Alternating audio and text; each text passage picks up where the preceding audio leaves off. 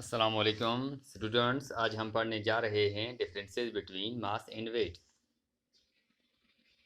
Mass and weight ऐसी दो terms हैं जिन्हें हम अपनी रोज़मर्रा की ज़िंदगी में अक्सर अपने बोलचाल में, अपने कंसेप्ट्स में इस्तेमाल करते हैं, मगर हम यहाँ पर एक गलती भी करते हैं अक्सर।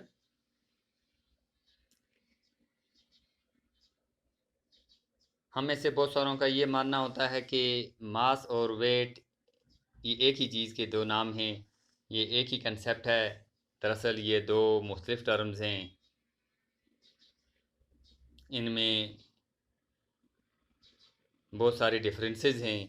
क्या डिफरेंसेस हैं इनमें, ये आपके लिए आज का बहुत ही इम्पॉर्टेंट टॉपिक है। ये उम्मीद है आप ध्यान से पढ़ेंगे और अंडरस्टैंड करने की कोशिश करेंगे।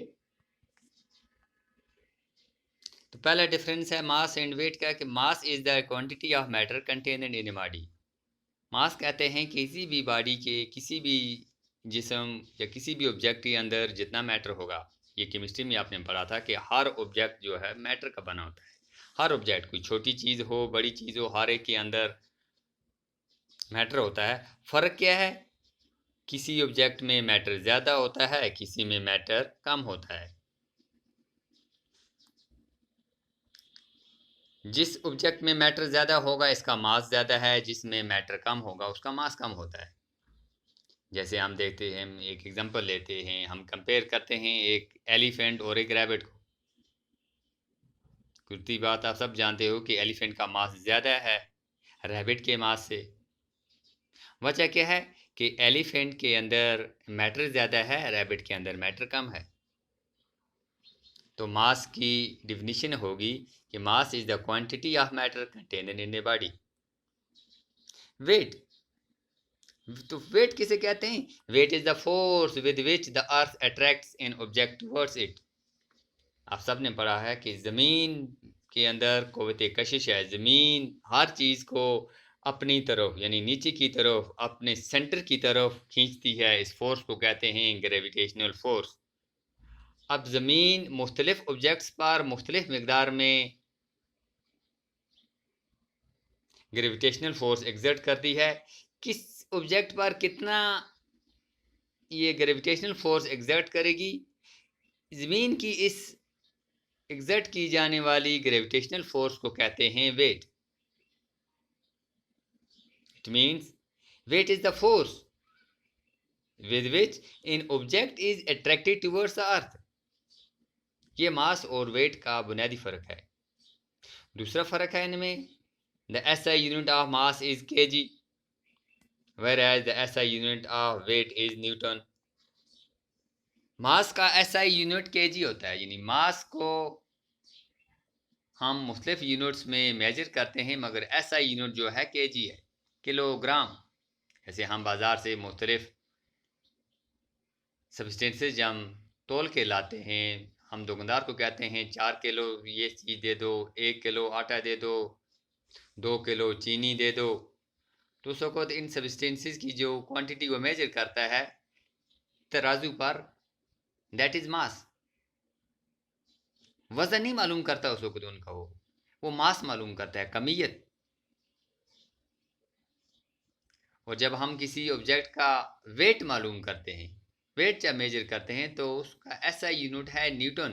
क्योंकि आपने फोर्स में पढ़ा था, फोर्स का SI यूनिट होता है न्यूटन, क्योंकि वेट भी तो फोर्स ही है। ये the gravitational force of the earth, इसलिए वेट का SI यूनिट है Newton. Third difference is mass of a body remains constant at all places.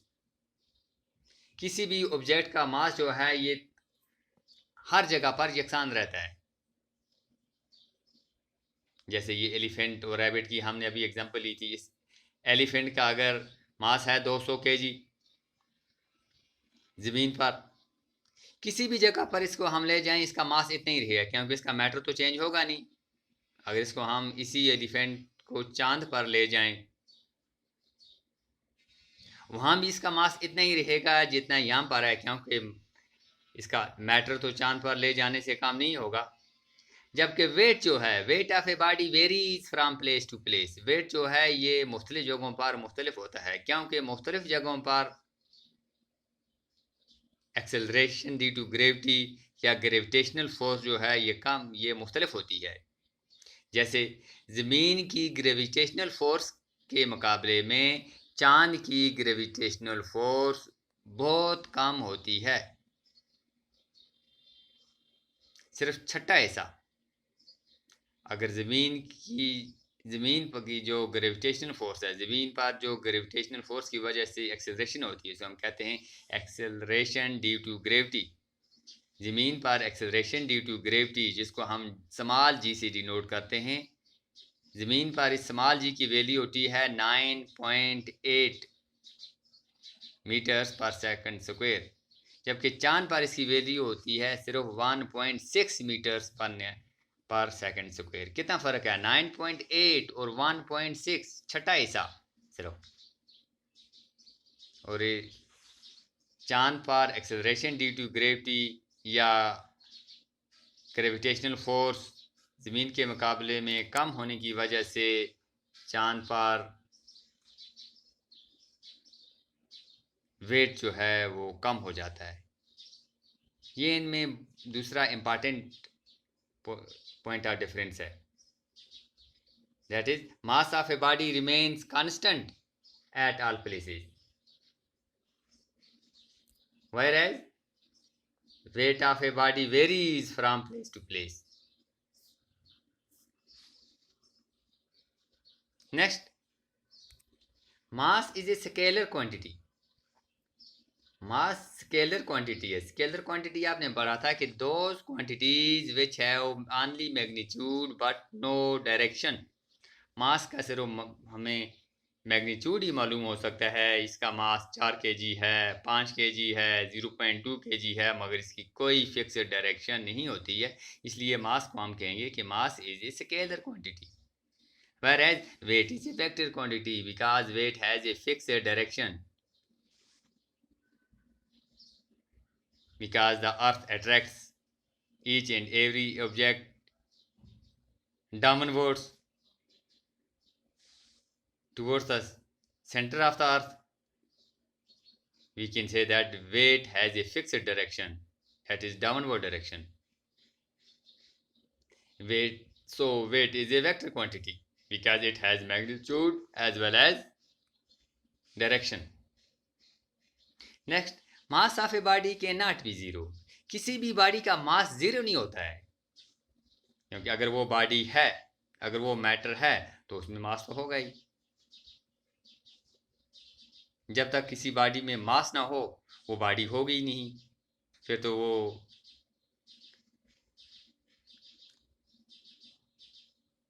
Virtual substance हो सकता है। ख्याली तौर पर हम उसका सिर्फ गुमान कर सकते हैं, जैसे मैटर वाले चैप्टर में आपने पढ़ा था, कुछ ऐसे टर्म्स हम इस्तेमाल करते हैं जिनका वजूद नहीं होता है, जिनमें मैटर नहीं होता है, जैसे हीट, कोल्ड, लव, अफेक्शन, इनमें मैटर नहीं होता है, इसलिए ये मैटर होंगे नहीं, ये बॉडी नहीं होती हैं ये without matter, without mass. Mass of a body can not be zero, whereas weight of a body can be zero. Weight, किसी ऑब्जेक्ट का वेट जीरो हो सकता है।